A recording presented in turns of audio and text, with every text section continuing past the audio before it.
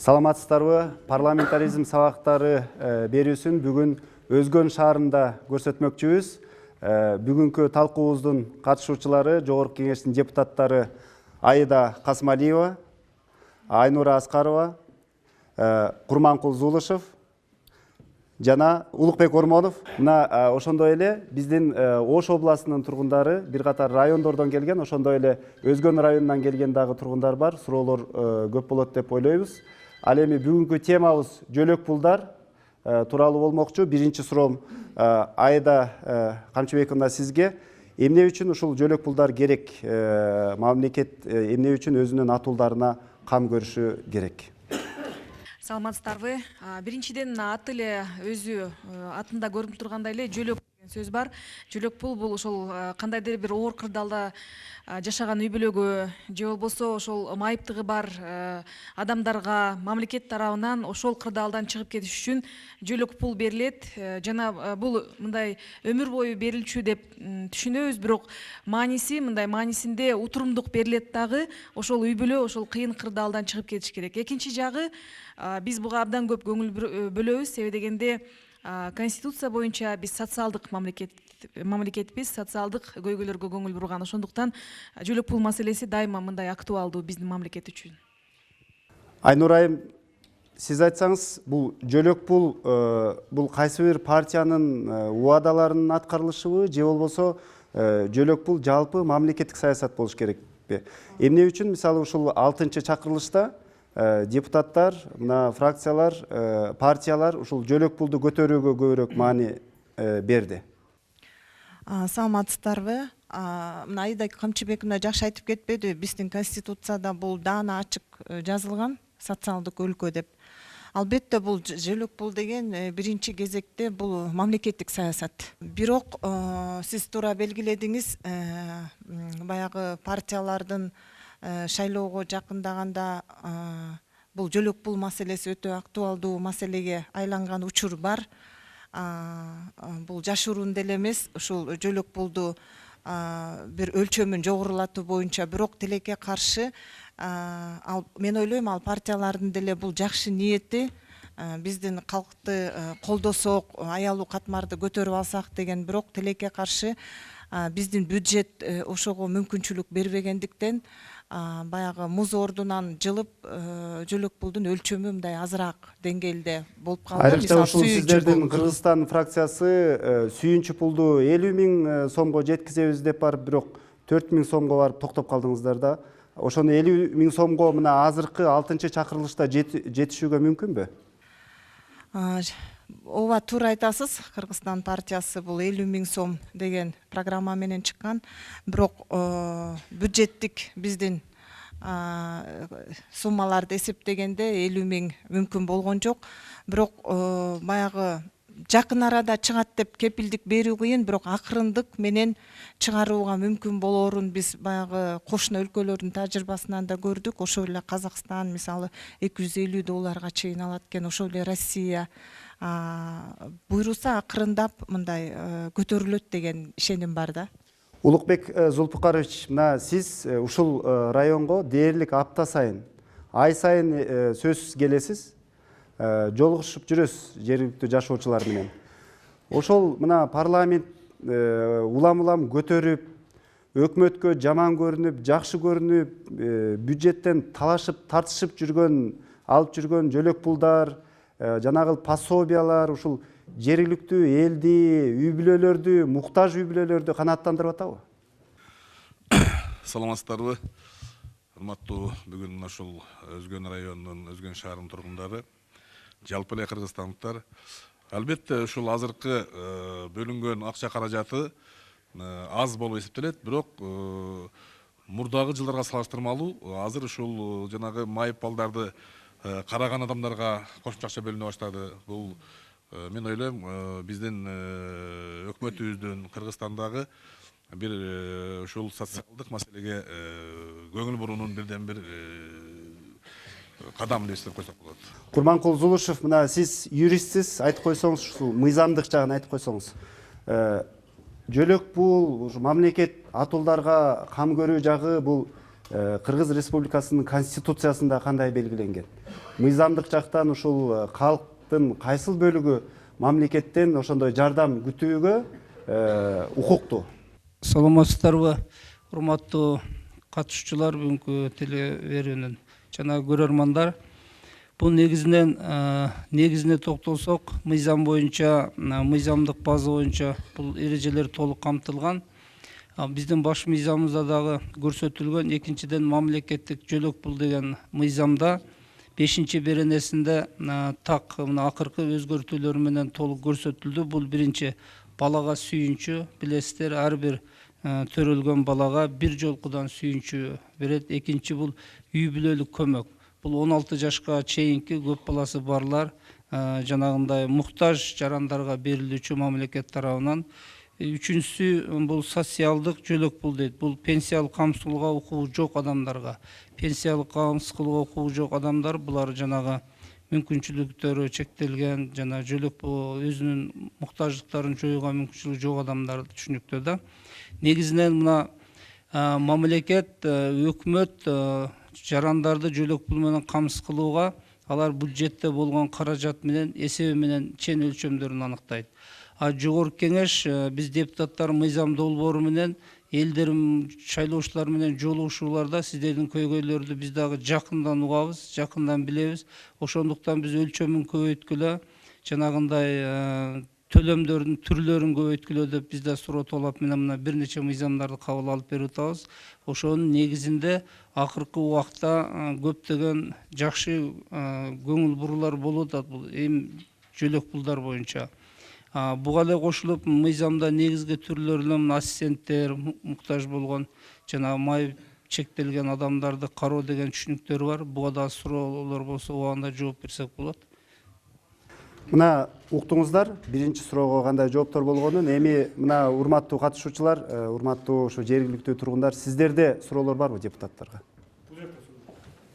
Сиз. Менин аты жөнүм Бийназар Кайназаров. Ушул эл аралык өзгөн технологиялык жана билим берүү институтунда окутуучу болуп иштеймин. Азыр сиздердин берген жообуңуздарга байкасак, баш мыйзам боюнча биз социалдык мамлекетпиз дедиңиз, Аида Кымчыбековна. Ошол социалдык миссияны аткарыш үчүн чөмүчтүү болсо илешеттердин бюджет, экономиканы карадыңыздар. Мен түшүнүгүмдө популисттик идея менен чыккандай болуп калыптырсыздар. Анан реалда ачылбай калат. Бул маселе чечилбейт экен да, талаш тартып жүрө берет экен. Бирок мен реалдуу бир проблеманы айтып кетейин. Менин тууганым жакыр үй бүлөдө жашайт. Мага айтып кетти. Ошол баягы 16 жашка чейин балдарына пособие алыш үчүн жылына, мен эсимде 6 айда берби же жылына кайрадан өтөт экен да. Өзү социалдык статусу боюнча жакыр үй бүлө экен. 10го жакын кагаздарды топ жыйнаш керек экен. Өкмөткө барыш үчүн, ар бир кагазды алыш үчүн 100 сом, 200 сомго чейин берет экен. Аны бербесе, ошо өкмөттө, ошо 3 айыл өкмөтүндө алат экен, акча справканы бербейт экен. Аны алып бүлчөгө келет экен. Кайра эле ошол чечимди чыгарыш үчүн кандайдыр бир акча сумма бермейинче ал чечим чыкпайт экен. Ушул маселени чечип берсеңиздер колуңуздардан келет деп ойлойм. Анан майыптыгы боюнча майып ал группада, 3-чү группада майып белгилүү, ал сагайып кетпейт. Эмне үчүн жыл сайын ал кайрадан өтүш керек ВТЭКтен, комиссиядан. ВТЭКтен өтүш үчүн кайрадан менин угушума караганда 5000-6000 сом менден сурайт да. Анан жарым берем. Бермейинче ал кайрадан өтпөйт экен. Ушул маселени чечип берсеңиздер, эл ыраазы болот. Мисалы сүйүнчү пул 4000 мен алдым 3-чү балама. Жакшы пул. Аны көбөйтүш үчүн 50 000 кылыш үчүн жакшы эле, бирок ал чечилгендей маселе эмес да. Суроо түшүнүктүү. Мынакей парламентте дагы мына ушул эле суроолорду, азыркы эле айтылып аткан суроолор ар дайым көтөрүп жүрөсүздөр. Чынында эле эмне үчүн чечилбейт, мына сиз баштап берсеңиз. Абдан жакшы суроо болду. Сиз айтып атпайсызбы, жанагындай 4000-де 50 000ге бул популизм депчи, ал жагы чечилбейт экен деп. Бирок сиз айткан маселелерди биз мына 2-3 жыл болду ушул жөлөк пул менен мен дайыма ушул мыйзамды карап чуркап жүрөбүз да. Башынан баштап бир аз кыска түшүндүрүп койсом да, 2017 жылы биз сунуштаган мыйзам боюнча бардыгы алсын дегенбиз да. Ошол азыркы эле көлөмдүү төрөлгөн балдар баардыгы алсын дегенде жогорку кеңеште абдан чоң талаш чыккан. Эмне себептен жакыр үй бүлөлөр менен мындай колунда бар үй бүлөлөр тең алыш керек депчи. А биздин идеябыз мындай болгондо, биз көбүнчө ушул жөлөк пул деген акчаны жакырчылыктан чыгуу же болбосо бул мындай акчаны биз берип атабыз деп түшүнөбүз да, инвестиция катары эч качан түшүнбөй келебиз. Саясатчылар дагы анан билесиздер, балдар добуш бербейт да, ошол жагынан дагы мен дайыма парламентте дагы айткам, балдар добуш бербегендиктен чечим чыгарып атканда жогорку кеңеште болобу, өкмөттө болобу, жакшы Алардын ата энелери берет да. ата энелери бергени менен ушу балдар дайыма көмүскө калып калышат да, экинчи планда калып калат. А биз ошол азыркы жөлөк пулду чечип алганда ошол справкалар азайсын деп. Справкалар биздин мамлекеттин шартында ушул барып эле баары бир коррупциялашып кетип атат. Сиз айткан 100 сом, 200 сом депчи. Аны мына сиз өзүңүз азыр санариптештирүү деп баштап койдуңуз. Чечели деп атабыз, бирок ал толугу менен чечилбейт да. Бара-бара жана түндүк системасы менен справканы азайтып атабыз. Бирок ушул жерде мен бир кайрылуу мына бар да. Атайын мына Өзгөн районуна келип сиздер менен жолугуп атабыз. Ушул жердеги социалдык өнүктүрүү министрлигинин кызматкерлери менен жолугуп атабыз. Биз Бишкектен мыйзамды кабыл алып кое беребиз. Биз коррупция жоюлсун деп атабыз. Мисалы үчүнчү, жанагындай 100 сом, 200 сом болбосун. Бул өтө чоң көйгөй. Мындай жарандар кыйналып турганда алардан ошо акчаны талап кылыш өтө бул мындай жаман нерсе да. Жолго коюлушу керек. Ошол жерлерде, бирок бул ишке ашпай атат. Баары бир бар. Ошол 100 сомду алмай, 200 сомду алмай, жөнөкөй карапайым адам кыйналып калат. Урматтуу депутаттар, мына экинчи суроонун экинчи бөлүгү болду. Жанагы майыптуулугу бар адамды жыл сайын эле справка сурабай, ошону мындай биротоло эле жоюп койсо болбойбу деген да суроо болду да. Ушуга кыскача эле жооп берип койсоңуздар. Эмне үчүн ошол болбойт? Эмне үчүн депутаттардын колунан келбейт ушул? Ушул маселени мен парламентте көтөрүп, азыркы министрибиз Улукбек Кочкоров комиссияны, ошол республикалык комиссиянын башчысы менен чогуу отуруп сүйлөшкөнбүз. Райондук ВТЭКтин башчысы барбы азыр бул жерде? Ошол жерде ушул жанагы тубаса майып болгон балдарды ошол жылыга немеден чыгарабыз деген убада болгон, өзгөртүү киргизишкен болчу. Мен азыркы сөзгө ал өзгөртүү киргизилди. Бирок жанагындай кийин ооруп пайда болгон майыптык боюнча сөз түрдө турушат. Тубаса майып болгон балдар жөнүндө маселе чечилген азыр. Да, башка суроолор барбы? Сиз. Мен Дөң Булак айыл өкмөтүнө караштуу Бакмал айылынан келдим. Атым Базарбаева Айкөкүл. Мен 5 балалуу Бакмал айылы Өзгөндөн алыспы? Бакмал айыл Өзгөнгө караштуу Дөң Булак айыл өкмөтү. Жакын эле жер. Жерде жер. Сиз эмне максат менен, кандай үмүт менен келдиңиз бул жака? Мен аз камсыз болгон үй бүлөлөрдүн катарына киребиз. Биз 5 балам бар. 5 балама ушул пособие ала албай атам.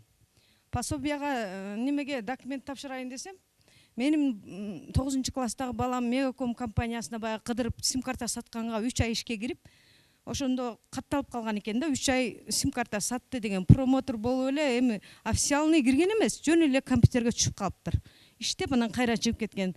Ошонусу тууралуу сен ошондой Альфа Телеком компаниясына ишке киргенсиң деп пособияга документтеримди кабыл албай койду. Мына сиз ушу 5 баланы төрөдүңүз, анан кийин башка өлкөлөрдө ошол үй бүлө балдарды ошондой төрөгөндө, балдарды чоңойткондо көбүнчө же мамлекеттен жардам күтөт, же өзүнүн күчү жетет, мындай алдын ала пландайт да. Сиз эмнеден үмүттөндүңүз? Эмнеден үмүттөнүп атасыз? Ошол балдарды 5 баланы кантип чоңойтоюн деп атасыз? Эми үмүттөнүп, эми мамлекет эл катары берген пособияны алып, эми өзүм деле аракет кылам да, эми мамлекеттин пособиясы өзү эч нерсеге деле жетпейт. Мындан башта деле алып жүргөмүн. Айыл өкмөткө караган мезгилде айыл өкмөттүн балдары жардам берчү, соцфондко эмес, баштагы Дөң Булак айыл өкмөтүнө караганда пособия алчумун да. Быйыл соцфонддун өзүнө өтүп калыптыр. Ошол жерден ошол 3 ай иштегендиги үчүн, баламдын иштегендиги үчүн ошол сен иштегенсиң, Мегаком компаниясынан трудовой книжка аштыр, ал жерден иштеди деген, чыкты деген кагаз алып келесиң, анан кийин сен пособие ала аласың дейт. 5 баланы нормалдуу багып, мындай баардыгын кийиндирип, ичиндирип, билим берүү үчүн мисалы сизге мамлекет канча көлөмдө жардам берсе жакшы болмок, туура болмок? эми азыркы заманга ылайык канчалык неме сумма көп болгон жакшы болот ошо бир балага канча алгыңыз келет? Акчанын суммасы канча көп Бир болсо? балага компенсацияны канча сом болсо жакшы болмок сизге? Мен ойлойм өтө көп деле эмес. 1000 сом нормалдуу эле сумма болуш керек депчи. Жок дегенде 1000 сомдон ар бир балага чыгып турса дейм да. Депутаттарга сурооңуз барбы? Депутаттарга ошол суроом ошол эме мыйзам чегинде иш кылабыз дейт. Ошо мен 3 айлык ошол компьютерге түшүп калгандыгым үчүн эми 5 балага пособие ала албаймбы мындан буяка. Анан экинчи группадагы инвалид кызым бар. Инвалид балдар барлардын энелерине ушундай акча бөлүнгөн дейт. Ага барсам неме совсем арабадагы акыл эсин билбеген адамдарга балдарга гана берилет бул акча деди. Экинчи группа. Мен да кечке ал баланы карашым керек. Кечке гормоналный дарыларды ичет, аларды беришим керек. Бир адам сөзсүз ал балага занят да. Анан бул жагында дагы ала албаймын. Ал нерсени дагы пособие дагы ала албаймын. Эмне жумушка? Иштебейт. Өзүм дагы иштебейм. Мына ушул сыяктуу суроолор сиздерге региондорго барганда көп эле берилет да. Анан кийин ушул мисалы азыр балким депутаттар чыкканда ушул эжекеге көңүл бургула деп жергиликтүү бийликтерге тапшырма берсеңиздер керек. Бирок ушуну баягы бир-бирден эмес, жалпы мындай республикалык деңгээлде чечүүнүн ошол кырдаалдан чыгуунун жолу барбы? Кырдаалдан чыгуунун жолу бар. Сиз абдан туура суроо берип атасыз да. Бардык жолугушууларда мына келинге окшоп эле бизге кайрылат дагы. Анан биз жергиликтүү атын жазып калгыла териштирип жүрө беребиз, күнүгө чалып элечи. Бирок ал жумуш эмес да, системалык түрдө жумуш болуш керек. Мамлекет жөлөк пулду береби, алар критерийлер төп келеби, аны барып эч кандай коррупциясы жок, кыйналбай алыш керек да. Чечүүнүн жолу бир эле. Бул жерде социалдык өнүктүү министрлиги, район бөлүмдөрү бүт баары жакшы иштеш керек, абданчы. Же айлыгы жетпей же эмне, же толугу менен эле мындай кандай десем, эл барса, мен канча жолу күбө болом да, мына документиң жетпейт экен деп эле кыйнай беришет. Анан барсаң эле бизде холодильнигибиз бар эле, бизде үйдө мына телевизорубуз бар эле, бизге жөлөк пул бербей атат депчи. Ошол мамлекет ал акчаны бергиле деп берген, а жерлерде ошол кызматкерлер жакшы иштебегендиктен алар бербей атышат. Ал туура эмес. Сизге мына 3 ай иштесе дагы берилиши керек. Себеби дегенде ал жумуштан чыкты да, азыр иштебейт ал жердечи. Анан компьютерге түшкөнү деле эмес, ал киреши эсептелет. Мисалы үчүн азыр мына 5 балаңыз, анан жер үлүшү каралат, эгер бар болсо, анан мал каралат, эгер бар болсо, анан унаа каралат, эгер эчтеке жок болсо сиздерге берилиши керек. Айнур айым, сиз да айтып койсоңуз, мына Айнур айым, ушул жөлөк пулдарды адилеттүү бөлүштүрүлбөй калганы дагы ушулга себеп болуп атса керек. Себеби дегенде муктаж үй бүлөлөргө берилбейт. Айрым учурларда муктаж эмес эле үй бүлөлөр баягы жакшы тиги тааныштары бар үчүн же болбосо өздөрү ошол системаны жакшы билген үчүн алып атса керек. Ушул кырдаалдан, ушул абалдан чыгуунун жолу кандай? Мисалы мыйзам чыгаруучу катары эмнени көрүп турасыз бул жерде? Чындыгында эженин суроосу, эженин койгон маселеси бул бүт республикада бар да. Ушул айыл апаны региондорду, райондорду аралап жүргөндө ушул эле көйгөйлөр менен көп учурайбыз да. Мына эже, сиз райондук социалдык коргоонун райондук бөлүмүнө кайрылдыңыз беле? Бул мындайча айтканда жөнүнө шылтоо да. Шылтоо, баягы 3 ай иштеген, анан алынбайт деген бул жөн гана шылтоо. Бул маселени мен ойлойм баягы мамлекеттик деңгээлдеги бир чоң бир механизм менен чечишибиз керек. Албетте сөзсүз түрдө бул баягы мыйзамдык өзгөртүү киргизүү менен. Анан дагы бир маселе, жакшы маселе болуп кетти, маалымдуулук. Ушул алыскы райондордо, айыл апаларда көбүнчө ушул жөлөк пул алуучулар өздөрүнүн укуктук базасын толук билбей атат да. Мисалы, жана антип айтып койсо, жөн эле шылтоо катары эле жөн эле айтып койсо, ошого ишенип калып атышат. Бир ушул укуктук базаны биз киргизип, маалымдуулукту күчөтүп, бир кандайдыр бир жолун табышыбыз керек да. Мына бул жерде ушул райондук социалдык коргоо боюнча адистер дагы бар экен. Микрофон берип койсоңуздар, жанагыл эмне үчүн ошондой 5 балалуу энелерди жөлөк пул берүүдө убара кылып атасыздар? Саламатсыздарбы, коноктун катышуучулары. Мен Өзгөн райондор аралык эмгек жана социалдык өнүгүү башкармалыгынын мамлекеттик кепилдиктерди чектөө бөлүмүнүн башкы адисимин. Мен мындай эженин суроосуна мындай жооп берет элем. Бизде азыр министрликте түндүк программасы менен иштеп атканда, түндүк программасына салганда, баягы пин ОМС номерин салганда, ким каерде кайсы күнү катталды, соцфондко ОМСине канча акча түшүп атат, бүт көрүнүп турат. Бул эже эми туура эмес түшүнүп аткандыр. Азыр Мегаком компаниясына катталгандан кийин биздин түндүк программадан чыгат. Оны эч жака беките албайбыз дагы биз. Качан өзүнөн түндүк немеден чыгаргандан кийин компаниядан бошотулуп, компания базасын тазалап берсе бизге, бизден анан көрүнбөйт. Бул жерде анан экинчи сурооңузга мен айтат элем, баягы инвалид балаңыз боюнча. Инвалид балаңызды мысыек корутунду берсе бизге, нуждается по уходу деп. Ошонун негизинде 4900 сом акча берилет сизге. 4900 сом акча берилгенден кийин үй бүлөнүн кирешесине бул акча кошулат. Айлык катары сизге берилет бул акча. Эми ушул эле сиз айтып аткан нерселерди балким ошо жергиликтүү адистер толук түшүндүрүп бербей, балким иштин көптүгүнөн ошентип атса керек. Сиз азыр ушул эжекеге өзүңүз ошол жетекчи катары, жетекчи адис катары жардам берүүгө даярсызбы? Мен эртең суббота базара бизге дайымалыш күн болот. Понедельник күнү керектүү документтерди алып барсаңыз, ОМСтерди, паспорттарды биз базадан текшерип, кайсы күнү түшкөн Мегаком компаниясына. 3 ай, былтыркы жылы 3 ай түшкөн. Февраль, март, апрель, былтыркы жылдагы 3 ай бар. Мегаком компаниясы ал актте сакталып калат. Сиз өчпөйсүз дейт. Азыр бүгүнкү күндө иштебейби? Иштебейт да. 3 ай гана иштеген. Иштебесе немеден? Сиз эми ушул документтерди сурап атпайбы? Сиз документтерди биринчи күнү алып барып бере аласызбы? Алып бере алам, баардык документтерим бар. Понедельник күнү алып келин. Понедельник күнү алып келин. Көлүк, заказ бардыгы бар. Экзамендерден өткөнмүн. Холодильниги барбы, машинасы барбы, мал барбы дегендерден өткөнмүн. Бардыгы мыйзамга туура келет деп ойлойм. Муктажмын да, ошон үчүн ушул сиздерге, ушу депутаттардынга келип айтсам чечилип калар деген үмүттө келдим да ушул жергечи. Башка аргам калбай калгандыгы үчүн. Мына депутаттарга суроода Курманкул Зулушев, сиз айтып койсоңуз, негизи ушундай баягы биз муктажбыз, бизге жардам керек деп сиздерге жолугушууларда көп атуулдар кайрылат да. Сиз алардын маселелерин кантип чечип атасыздар? Ошо бири-бирден чечип атасыздарбы же башка бир жол жобосу барбы? Баардыгыныкын тегиз адилеттүү чечүүгө. Эми мен экиге бөлүп жооп берейин сурооңузга.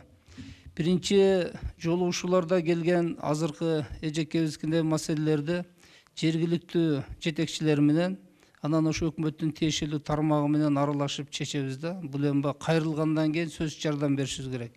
Мыйзамдык базасында өзүңүздөр билесиздер, 18 жылдын 23 ноябрында өкмөттүн 556 токтому кабыл алынган. Ушундай багууга муктаж балдардын жана ассистенттер берүү боюнча. Бирок албетте бул жерде көп түшүнүктөр бар. Биз эң негизги көйгөй биздин мамлекетте бүгүнкү күндө мыйзамдардын көптүгүнөн да. Мыйзамдын көптүгүнөн жөнөкөй жаран эмес, мына азыр райондун жетекчилери, өкмөттүн өкүлдөрү мыйзамдарын түшүнбөйт. Эгер чечпесе ал, бир айда, бир жумада бир комиссия менен текшерилип, кайсы убакта кайсы жаран кайрылды телефон аркылуу, маселеси кандай чечилди соцфонддо текшерилип турат да. Ошондой эреже муну азыркы сиздерге да кириш керек. Муну эми тиешелүү министрге жеткиребиз, депутаттар. Бул эң сонун чечүүнүн ушундай маселелердин жолу да бул. Эми ушул жерде дагы бир суроо пайда болот да, мына депутаттар ушул жөлөк пул, элге жардам деген жерге келгенде чынында эле бул алар шайланып келген адамдар да. Алар көбүнчө мына силерге жөлөк пул бере албайбыз, бюджетте акча жок деп айта албайт. Дайым ошол өкмөттөн жөлөк пулду эл үчүн талап кылат, анткени эл алардын шайлоочулары. Анан кийин дагы бир чындык бар да, мамлекет элдин колдоосуна муктажбы же эл мамлекеттин колдоосуна муктажбы деген, ошондой кандай заманда жашап атабыз деген дагы суроо туулат да. Мына аксакалдар үчөөңүздөр келдиңиздер, атайын алдыңкы орундукка отургуздук. Мына сиздер айтсаңыздар, азыр мамлекет элдин жардамына муктажбы? Эл мамлекеттен сурабастан мамлекетке жардам бериш керекпи же мамлекет элге жардам бериш керекпи?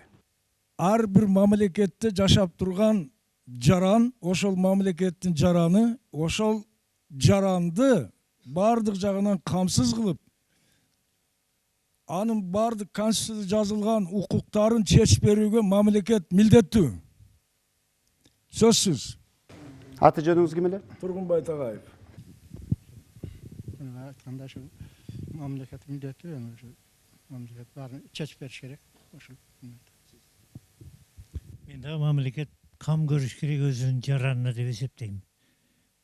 Бирок эгер жарандар иштеп мамлекетке жакшы жетиштүү салык бербей атса анда Ал бекер болсо ал акча каяктан келет? Ал ушул биздин мамлекеттин тургуну болгондон кийин ал сөзсүз түрдө кандайдыр бир деңгээлде өзүнүн жашоосунда мамлекеттин өсүп өнүгүшүнө сөзсүз салымын кошот деп эсептейм.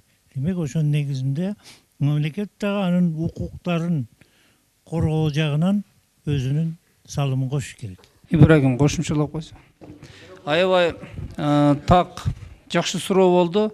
Мамлекет элди багыш керекпи же эл мамлекетке жардам бериш керекпи дедиңиз, Албетте, биринчиден мамлекет элдин жакшы жашоосуна шарт түзүш керек.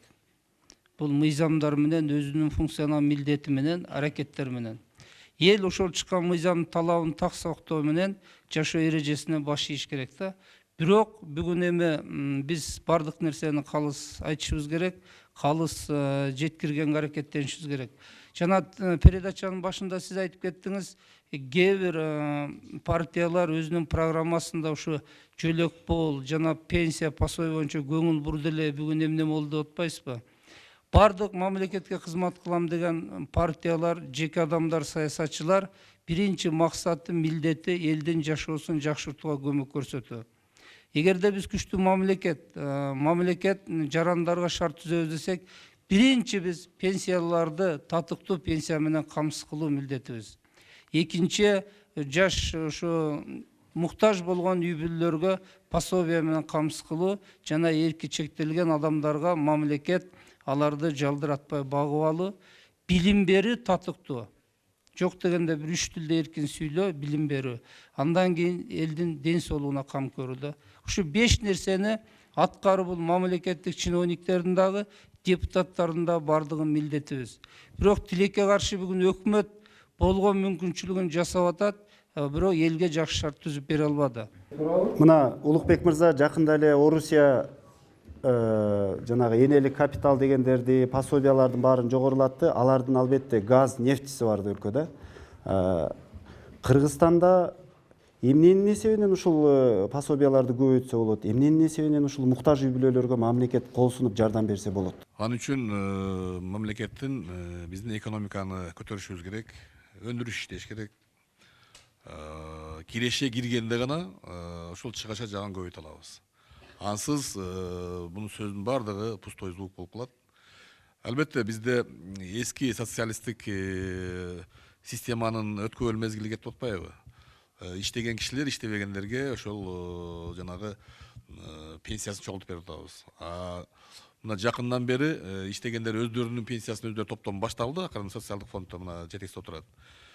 Барып ошол ар ким өзүнүн иштегенине жараша пенсиялап баштайт кийин. Мына азыркы эле суроого артта ушу көрүүчүлөрдөн эки аксакал суроо жооп бергиси келип атат. Мен аларга дагы суроо берейин деп атам да.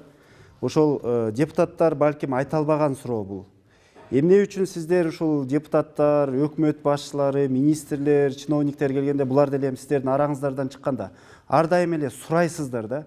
Эмне үчүн ушул жергиликтүү эл, калк алардан ошол жөлөк пул сураганын ордуна иштөөгө жакшы шарт түзүп бергиле деп көбүрөөк сурабайсыздар? Аксакал, сизден баштасак.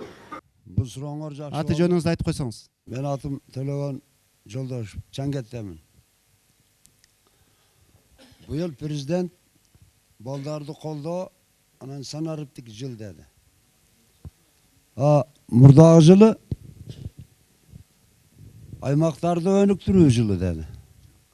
Бирок мамлекеттин чөнтөгүндө эч нерсе жогунан мамлекет аймактарды ham колдой албады, санарип дагы жакшы болбоду, балдарды колдоо дагы бүгүн жакшы эмес. Себеби жана бирөөсү айтты, берде отурган жанакы организациянын чөнтөгүндө эч нерсе жогунан тигини алып кел, муну алып кел деп адамдарды бора кылып атат деди. Ал ачык айткан болсо иштен шыпырылып кетиш керек мындайлар. Эми бизде туурасын айтыш керек. Бирок эми сиз жумуш башталып электе эле жакшы эмес деп айтып атпайсызбы? Эми жумушту башташ үчүн биздин айылдарда өндүрүштү көбөйтүш керек болчу, өндүрүш салыш керек эле. Мисалы, айылдарда койлор бар. Жүндөр талада жатат. Килем кылса болоо алып келип алып, аны кийиз кылса болоо жок дегенде, терилери көрүнгөн жерде ташталып атат. Мындан булгары тон, кийим, бут кийимдерди жасап чыгарса болобу? Бул иш билбеген адамдын иши. Биздин үстүбүзгө жалаң иш билбеген жанакы нолок адамдар келген. Сабатсыз адамдар келген. Бирок эми ошолор сиздердин балдарыңыздар да, сиздер шайлап биз аны шайлаган эмеспиз. Алар зорлуктап, алдап келип шайланган алар. Чындыкты айтыш керек, колунан келген адамдар аерге отуруш керек. Мисалы, сиздер алданбаңыздар да, сиздер добушуңуздарды сиздер сатып атпайсыздарбы аксакал? Бизди 1000 сом берет десе, саясий көрбүз баарыбыз. Биз ушул ишти аткарып беребиз. Муну Османдан татигин түшүрүп беребиз силерге. Бизге ишенгиле десе, биз ишенип атабыз. Ошол алданган киши күнөөлүүбү же алдап кеткен киши күнөөлүүбү? Алдап кеткен киши сөзсүз күнөөлүү. Алла Таала айтып атат. Алдагандарды мен отко тыгам деп атат. Эми жанакы көзү кашайып тургандар мен шуну кылып берем десе, мен дагы туура дейм, сен дагы туура дейсиң. Бүгүн Чаңгеттен бирөө келди, балама пособияны бөлүп жазып бергиле десе, апаңын паспортун алып кел, эжеңин паспортун алып кел дейтмиш. Бүгүн каяка барышын билбей гангирап кетти, депутаттар келдиле, алып кел ошол документиңи десем, ал каяка басышынан билбей кетти Чаңгетке. Ушинтип отурган адамдар кимден жардам алыш керек эми? Ошол аксакал эмне үчүн эл жумуш сурабайт? Жардам жумуш сурап атат. Мисалы, мага жумушту алып бергиле десем, эч беле жумуш жок. Бир жерге барып короо шыпыртайын десем, мага берет, шыпырайын десем, мага бере турган бай жок.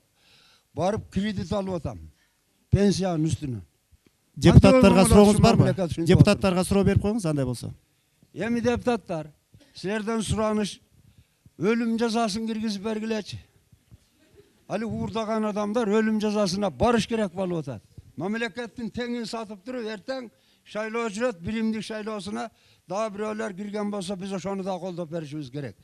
Андайлар жооп бериш керек да мындай жерде. Мамлекет таза болуш үчүн мамлекеттин үстүндөгү жетекчи таза болуш керек. Ошол таза талапты коюш керек. Рахмат аксакал сурооңузга.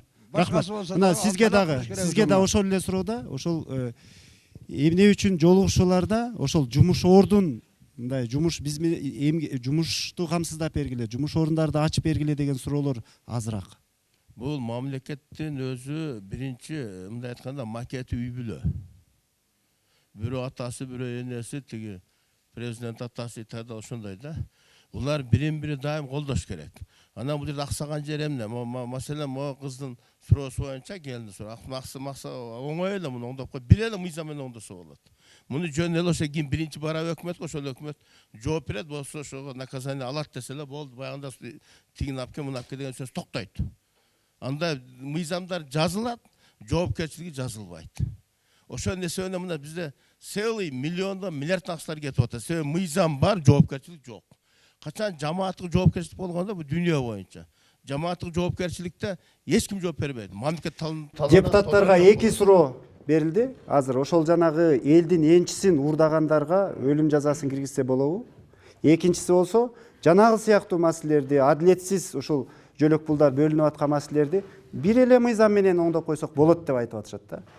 Мүмкүнбү ошол? Биринчи аксакалдын суроосуна жооп берейин. Жана өлүм жазасы боюнча айтып атпайбы? Негизинен биздин мамлекетте бүгүнкү күндө чындап өлүм жазасын колдоно турган бир нече мыйзам статьялар пайда болуп калды да. Буну киргизиш керек. Бирок бүгүнкү күндө киргизе албайсың эмнеге? Бардыгы биз каалайбызбы, каалабайбызбы мыйзам чегинде болот да. Биздин баш мыйзамда буга тыюу салынган билесиздер. Ал үчүн биз бай конституциялык реформага барсак, мына өзүңүздөр жалпы эле угуп атасыздар, 20-жылдан конституциялык реформага барабыз деп атабыз. Ошондо бул эрежени киргизсек болот. Бирок дагы бир тоскоолдук бар аба. Себеби биз Бириккен Уттар Уюмунун өкүлүбүз. Ошол жерде 100 канча мамлекет бар. Ошонун ичинен 72 мамлекет милдеттенме алган адам укугу боюнча. Ошонун бирөөсү Кыргызстан. Биз өлүм жазасын киргизбейбиз, гумандуу болобуз деп. Бирок ошол буунун имараттары турган өлкөлөрдө өлүм жазасы бар. Демек муктаждык болсо биз киргизишибиз керек. Жана сиздер айтып аткандай, айрыкча бүгүнкү күндө модага айланган коррупция менен шугулданган, алдамчылык менен адам өлтүрүү, жаш балдарды зордуктоо, ушо окшогон беренелерге биз сөзсүз түрдө ушу өлүм жазасын кайрый турган мезгил келди окшойт деп ойлойм да. Кийинки суроого айдайм, сиз жооп берип коюңуз. Өлүм жазасы боюнча түшүнүктүү болду окшойт. Мен жанагы бир мыйзам менен эле жоопкерчилигин күчөтүү боюнча жооп берип койсом, чынын айтканда, ооба, эгер мындай ошол мыйзам аткарылбай атса, бизде азыр коллективдүү жоопкерчиликтен качуу болуп калды да. Бул министрлик башка министрликти күнөөлөйт, жогорку кеңеш өкмөт жогорку кеңеште ошондой болбош үчүн так жазылышы керек ал жерде. Эми албетте бир мыйзам менен чече албайбыз, бирок аткарылышын толугураак көзөмөлдөшүбүз керек. Анан жалпы мына биз талкуулап атпайбызбы жөлөк пул темасын. Мен дагы бир нерсеге кайрылып койгум келет. Бул жерде мына ишеним телефону деди, бул жерде мына социалдык өнүктүрүү министрлигинин кызматкерлери отурасыңар. Сиздер да так айтсаңыздар, мына жаңы министр келгенден бери жакшы мындай жумуштар башталды. Ошол сайтта дагы ошол телефондор бар. Анан сиздерде комиссия бар, туурабы? Мен ушул министрликте канча сындап келем, бирок ошол жумуштарды айтып коюш керек. Комиссия, сиздер мисалы үчүн мына келин комиссияга барат, комиссия чечип берет, туура болдубу, туура эмеспи, толугу менен. Анан 100% үйгө баруу деген кирген мыйзам менен 100%. Бул ошол ар бир үйгө барып карап чыгат комиссия, социалдык өнүктүрүү министрлигинин кызматкерлери. Ошол жардам берип атабы, жокпу, аны дагы айтып коюш керек. Анан мен үчүнчү оюм, мына передачадан пайдаланып, эл да чогулуп калган экен, мен айтып коюшум керек. Азыркы эң орчундуу маселе, мына биз айтпайбызбы, 4900 төлөп берип атабыз, 4000 депчи. Бирок биз бир нерсени ойлонбой атабыз да, биз ошол майыптуулугу бар балдар көп төрөлүп атат. Биз алдын албай атабыз. Биз мисалы үчүн Кыргызстанда жөлөк пул албай жашаган адамдарды каалайбыз да. Жумушу болсо, алар жөлөк пулга муктаж болбой, жакырчылыктан чыгып, ошону айтпай атабыз. Майыптуулугу бар балдар дагы көп мындай тубаса төрөлүп калып атат. Бул эне мына түйүлдүктө эле жакшы тамактанган эмес, социалдык жактан корголбой калган. Ошол маселелерди биз көңүл буруп көбүрөөк айтышыбыз керек. Биздин максат жыл сайын эле геометриялык прогрессияда өсө берсе, ошол балдарга мамлекет төлөп бериш керек эмес. Биздин максат азайтуу. Ошол майыптуулугу бар адамдар азыраак төрөлүш керек. Алар эгер майыптуулугу бар болсо, ден соолугунан мүмкүнчүлүгү чектелген болсо, алар коомго толук кандуу иштей алыш керек, мектепке бара алыш керек, реабилитациялык борборлор болуш керек. Алар кийин иш таба турган болуш керек. Ошол жөнүндө сүйлөшүбүз керек да. Анан 4900 алып эле мисалы үчүн үйдө эле отура берсе, бул маселенин чечилгендиги эмес. Же ал этке дагы жетпейт, же жакшы татыктуу жашоого да жетпейт. Биз ошол жагына көңүл бурушубуз керек. Анан инклюзивдүү деп атабыз. Инклюзив деген бул баардык коомдун мүчөлөрү билим алганда дагы, бир жака барганда дагы, жолдордо пандустар, мунун баары ошол мындай көп кырдуу карашыбыз керек да. Рахмат айдайм. Айнура, сиз анан кийин сиз дагы айтып койсоңуз, мына кыскача эле ошол бир эле мыйзам менен маселенин баарын чечсе болобу? Албетте болот, сөзсүз түрдө болот. Бирок ошону менен бирге азыр бизде мындай ой жаралып атат. Жаңы министрлик келбедиби социалдык коргоого? Ошол жаңы министр көптөгөн иштердин башын баштап атат. Бирок ага бир сөзсүз сиздердин суроо талаптарды айтабыз. Негизги маселе анда бул жерлердеги райондордогу өзүнүн өкүлчүлүгүндө болуп аткан эл менен өзүнүн өкүлчүлүгүнүн ортосундагы байланышты оптималдаштыруу маселеси бар да. Мындай эл менен ошол өкүлдүн ортосунда көпүрө ачык болуш керек да. Биз көбүнчө ошол көпүрө жабык, көпүрө жок, анан ошол жерге келип такалып атабыз. Анан биз сөзсүз түрдө муну баргандан кийин бир жыйынтык чыгарабыз да. Улукбек Зулпукарович. Бир мыйзам менен эле баарын өзгөртүп коюуга мүмкүн эмес. Мыйзамдарыбыз көп эле. Ошол мыйзамдын аткарылышы же болбосо жоболордун так жазылышы. Мыйзамга жобо жазылат. Атайын токтом кабыл алынат. Ошол жерде жанагындай процессин көбөйтүп, справкалар көбөйөт, же болбосо ар кандай пункт жазылып калат да. Негизинен мына ушул тармакта пособие берүүдө, башка нерседе чиновниктер менен адамдардын мындай бири-бирине мындай кагаз менен кайрылуусун азайтканда, ошондо мен ойлойм маселе азаят. Тиге же боюнча дагы Мегакомдо ушул деген сөздү айта бербей эле ошо Мегакомго кайрылып туруп справка алып койсо болот да. Первый атсан да биз Мегаком жетекчиси менен сүйлөшөлү. Мына азыркы конкреттүү маселе боюнча. Адам өзү дагы жоопкерчиликти алыш керек өзүнө. Жок эле мага эмне бербейсиңер деп бербей, ошол жака кайрылып справкасын бериш керек да. Керектүү нерсени. Мына түндүк системасында ошол чыкпай аткан болсо, аны сиздер сурап берсеңиздер да болот бул маселени. Ошондуктан мен ойлойм, аткаруу тартиби дагы бизде аксап атат. Ошол көбүнчө азыр чын айында. Бирок эми ошол адамдар ошол өзүнүн укугун билип, өздөрү сурай албай аткан нерсени ошол жергиликтүү бийликтин өкүлдөрү, адистер жанагындай кичинекей акча сураганын ордуна жардам бериши керекпи? Ошону дагы депутаттар талап кылса туура болобу? Сөзсүз түрдө ал жагы бар туура. Залдан депутаттарга дагы суроолор барбы? Саламатсыздарбы, урматтуу жогорку кеңештин депутаттары. Мен Домбулак айыл өкмөтүндө социалдык маселелер боюнча башкы адис болуп иштейм. Мен айта турган маселе мынандай эле. Азыр айрым мына социалдык өнүгүү министрлигинде айрым иштер жакшы. Канааттандырарлык мына пособиялардын жанагы сүйүнч пулдардын убакыты берилиши, көлүктөрдүн балдарга ушул адистер дайындалып алып бериши, бул бир топ иштер жакшы, бирок мына жөлөк пулдун чегерилиши туура эмес болуп атат. Мына жогоруда айтып кеткен жана Базарбаева Айкөк Лежикке туура айтып кетти. Бул ошол 5 баласы болсо дагы бир ошол Мегакомго 3 ай иштеп баласы соцфонд төлөп койгон экен, ошон үчүн пособие ала албай калды. 5 баласы бар, аз камсыз болгон үй бүлө катары бизде айыл өкмөттө учетто турат. Өзүчө буга окшогон көйгөйлөр толтура бизде. Бирок эми сиздер чечпей атпайсыздарбы ошону? Ошон үчүн маселе. Жок, азыр бизден айыл өкмөт, мурун айыл өкмөт ва жогоруда эжеке айткандай биз комиссия барып, ошол турмуш шартын аныктап чечиш элек.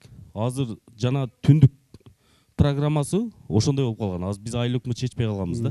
Түндүк программасы кандай болуп атыптыр? Рахмат.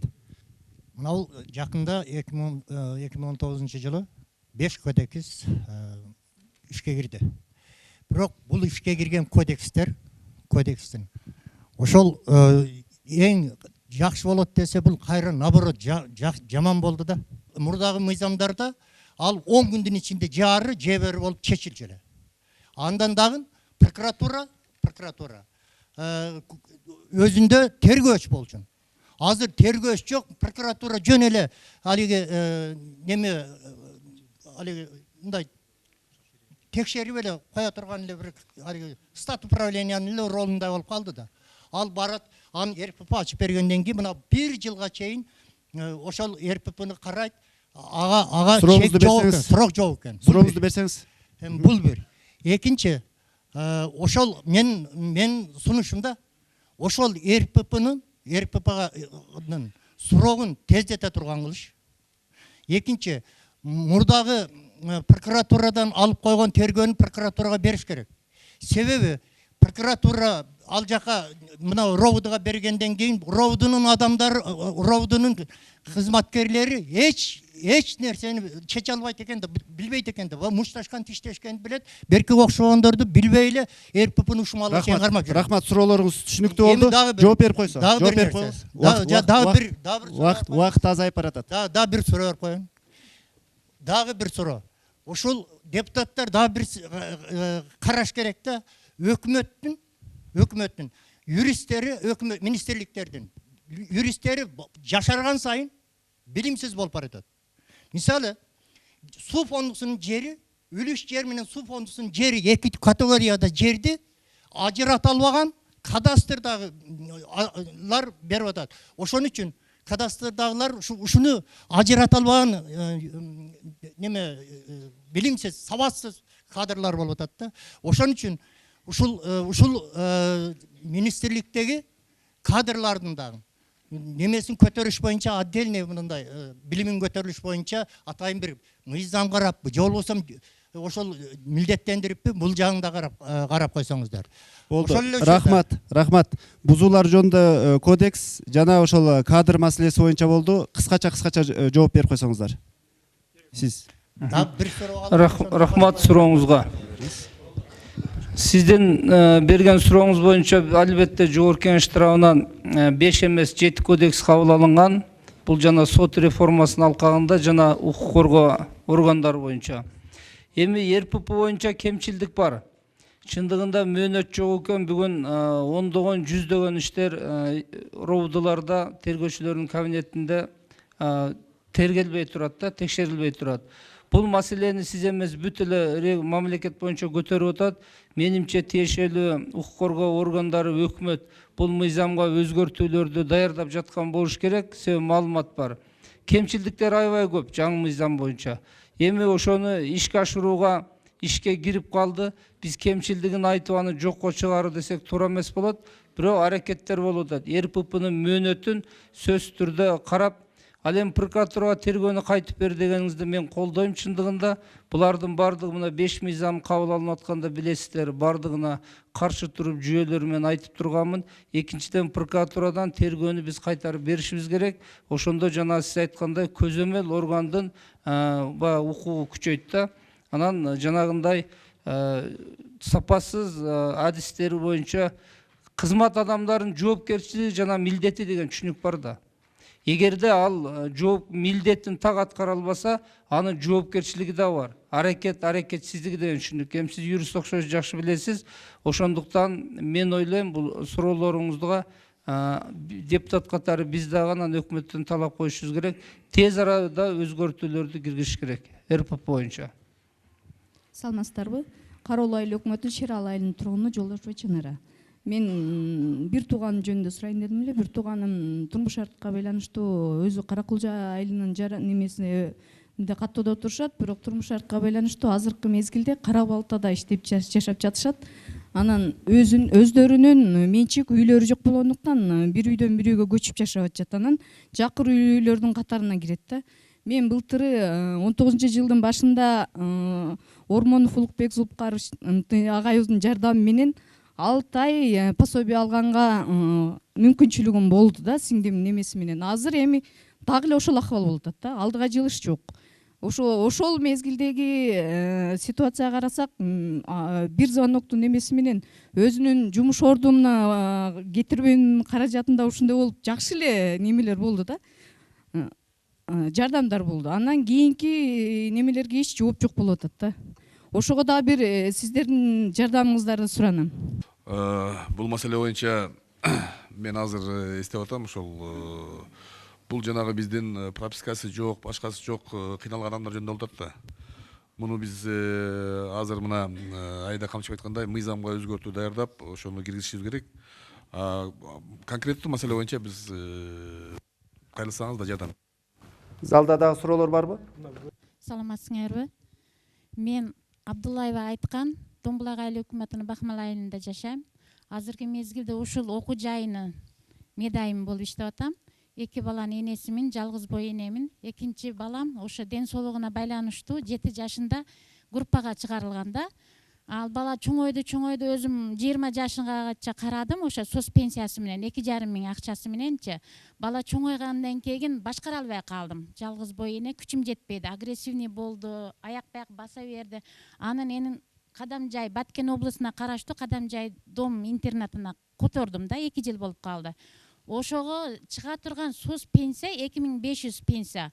Ошо ар бир орукчан баланын башына толук толонбойт экен да. Анын каяктан билдиңизден, мен ошо колунда орукчан бала эне 50 жашында пенсияга чыгарылсын деген закондун негизинде пенсия тапшырдым. 2019 декабрь айында 50-ке чыгып тапшырганда баланын алынган пенсиясын тергизип келиң деди. Кадамжайдын соц защитасына барып, балага справка алып келгенде 825 сом соц пенсия толонот экен. Ал 2500дан калган акчасын не кылышат? Ал 825 сомдун 30 күнгө чачканда 27 сом, 28 сом акча түшөт экен. Аны тамак ашыны ким нема кылат, кийим-кежегини кантип нема кылат? Ошо суроону берейин дедим эле да мен. Биз сөзсүз тактайбыз, бул абдан мындай кызыктуу жагдай экен, тактап анан жообун берип коебуз. Бул жерде бул эми системалык проблема болуп атат да, бир гана сизде эмес, башкаларда ошондой болсо керек. Биз аны тактап жазуу түрүндө жообун берип коебуз. Бул жерде дагы бир залдан суроо бар экен, мынакей. Сиз эжеке туруп койсоңуз. Эме жакшысызбы, отурасызбы? Эме мен Дүмбулак айыл өкмөтүнөн келип отурам да, Чымбайда жашайм. Анан айыл өкмөттөн жардам болуп атат магачы. Рахмат. Соцбомуштан да жардам болуп атат. Рахмат. 15 күндүн ичинде барып турат. Анан рахмат ошолорго. Анан жогорку кеңештен эмне жардам болот деп атам да. Чын эле жогорку кеңештен эмне жардам болот? Кыскача айтып берсеңиздер.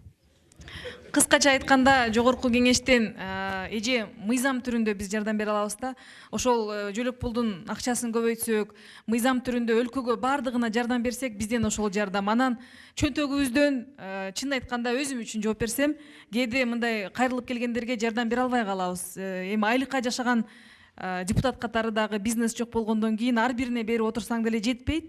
Ал адамдын акыбалын дагы өзгөртпөйт жакшы жакка. Андан көрө ошо биздин жардам мыйзам жагынан жардам да. Айнура Аскаровага бир суроо бар экен. Сиз берип коюңуз. Менин балам 16 жашка толду. Мен пособие алам да. Эми 16 жашка чабырла берадым, мектепте окуса да деп ошону сурайын дегендим. Негизи мыйзам боюнча 16 жашка чейин бул жана биз башта айтып кеттик, үй бүлөгө көмөк. Бул мыйзамда 3 категориясы каралган да, үй бүлөгө көмөк, сүйүнчү, анан социалдык жөлөк бул деп. Убактыбыз тилекке каршы аяктап баратат. Залдан бир суроо алсак, бир суроо. Андан кийин жыйынтыктасак. Зулушев мырзага суроо. Жана сөзүңүздү айтып кеттиңиз. Заман конституцияны кайрадан жазууну талап кылып атат деп. Демек конституцияга өзгөртүүнү киргизесиздер. Муну айтып өттүңүз. Менин сунушум мындай. Мына эртең айыл өкмөттөргө дагы шайлоолор жүрөт.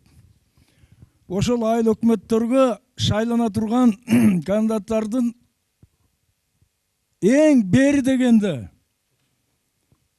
техникумду бүткөн, колледждерди бүткөн, орто окуу жайын бүткөн, нары дегенде жогорку билимдүү жаштардан шайланса.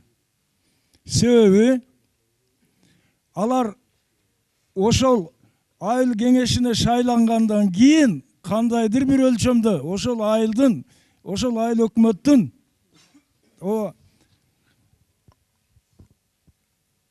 алга жылуусуна өздөрүнүн сунуштарын киргизип, тикеден тике, түздөн түз сиздер менен байланыштырып иш кылса, алдыңкы жаштар барса деген ойдомун. Депутат сизге азыр жооп берет. Пикирим ушуну жазып алсаңыз, ушуга жооп берсеңиз. Жазып алат, жооп берет сизге. Рахмат сурооңузга. Мен бир нерсе тактап коеюн. 20-жылдан конституцияны өзгөртүү керек деген мен ойдомун. Анан конституцияны мен өзгөртөм деп айта албайм аны. Билесиз, өзгөртүү керек, мен ушул ойдомун. Себеби биздин баш мыйзамдагы башка реформасын биз тактап алышыбыз керек. Мына башаламантты көрүп атасыздар. Ошонун негизинде жана бул залда берилген суроолор боюнча анан көп деген бизде башаламандыктар бар да. Ошону бир иретке келтирүү бул мезгилдин талабы. Ал эми жергиликтүү кеңештин шайлоолору боюнча сиздин оюңузга кошулам. Азыр билесиздер, шаарларда партиянын тизме менен, айылдарда жеке мандат боюнча гана шайланат да. Бул мыйзамды жана жогорку билим деген талапты мыйзам менен аныкташ керек. Азырынча ал жогорку билим деген жок, бирок сөзсүз түрдө менде кандай техникалык билим болсо деген ойдомун айылдык кеңештин депутаттарына. Бир дагы кошумчалай кете турган нерсе, мыйзамды кандай жазбайлык, урматтуу көрөрмандар, мына бүгүнкү катышуучулар баарыңыздарга маалым. Ошол жергиликтүү кеңештин депутатын, жогорку кеңештин депутатын мына сиздер шайлайсыздар. Сиз азыр бизге айтып аткан сунуш ойду сиз элге, кошунага, туугандарга айттыңыз. Айылдык кеңештин депутатын шайлап атканда бул биздин бала эле. Бул биздин көчөнүн баласы. Же бул менин тууганым деп шайлабай, ошол баланын жөндөмүнө карата шайлаңыздар. Ушул маселелердин баары чечилет. Бул элдин колунда. Жогорку кеңештин сапаты, айылдык кеңештин, шаардык кеңештин депутаттарынын сапаты кандай болот? Бул сиздердин колуңуздарда. Муну сиздер чечесиздер. Рахмат. Ушуну менен бизге бөлүнгөн убакыт соңуна чыгып баратат. Бул жерде ушу дагы бир пикир айтып коем дейт. Мен бул жерден сиз суроо берерден мурда мен сизге суроо бергим келип атат. Келечекте ушул мына жогорку кеңештин депутаттары сиздердин алдыңыздарга келип атат, суроолоруңузга жооп берип атат. Мына бул жылы 2020-жылы парламенттик шайлоо өтөт да. Сиздер ушул сыяктуу депутаттарды көрүңүздөр келеби, же бир башкача депутаттар болушун каалайсыздарбы? Депутаттар кандай болуш керек? Рахмат. Ачык эле айттың, жашырбай. Суроо абдан мындай кандай десем оор, ойлонуп жооп бере турган суроо. Бетин айта албайсыздарбы? Жок, бетин айтабыз, эмнеге айта албайбыз? Мен бул суроого жооп бериштен алдын жана суроо болуп калды. Биз мамлекеттен эле сурай беребизби, же мамлекетке дагы кандайдыр бир деңгээлде жардам беребизби дегендей түшүндүм мен. Биз мына бул жерде отурган бардыгыбыз Кыргызстандын атуулдарынын бардыгы мамлекеттин социалдык экономикалык жактан өнүгүшүнө салым кошконго милдеттүүбүз. Бардыгыбыз эле мамлекеттен сурабашыбыз керек. Албетте мамлекеттен сурай турган категориялар бар, ал үчүн мыйзамдар бар, ага мамлекет жардам бериш керек. Ал эми калганыбыз мамлекеттин өнүп өсүп, анын экономикасы, анын коопсуздугу, анын жана башка иштерин алдыга жылдырышка биз милдеттүүбүз. Менин суроомо жооп берсеңиз. Эми сиздин сурооңузга жооп бергенде бизге келечекте ушул жерде отургандай депутаттар керек. Биринчиси мына Аида Касымалиева качан болсо элдин арасында, качан болсо колунан келген жардамын берип, менимче жарым убактысы ушу региондо өтүп атат. Улукбек Ормонов отурат, мынакей 3-чү жолу депутат болуп атат. Такшалган, билимдүү, колунан келген аракетин жасап атат. Мына Кара-Балтада жардам алган киши, мына сизге факты, ушул жерде жооп берип атат, мага жардам бердиңизлер деп. Курманкул Зулушев кандай мыйзамдарды мынакей киргизди. Курманкул Зулушев керек болсо бүгүн Кыргызстанда чоң өзгөртүү киргизген депутатыбыз, сот, юрист, билимдүү. Аскаров эжекебиз мына келип отурат. Пресса аркылуу эжеке сиздин дагы жасап аткан иштериңизди билебиз. Келечекте бизге ушуга окшогон депутаттар керек. Себеби булар уже мындай билимдүү, опыту бар, тажрыйбасы бар, кыргыз элине кызмат кылам деген кишилер. Булардын кереги жок, бизге жаңы башка эле депутаттар керек дегендер да болот атпайбы? Эми андай дегендер сөзсүз болот. Андай дегендер сөзсүз болот. 5 кол бирдей эмес. Ар кимдин өзүнүн мындай табити бар. Аты жөнүңүздү айтып койсоңуз. Менин фамилиям Жолдошалиев Абдырахман, Өзгөн райондук социалдык фонд башкармалыгынын жетекчисимин. Рахмат.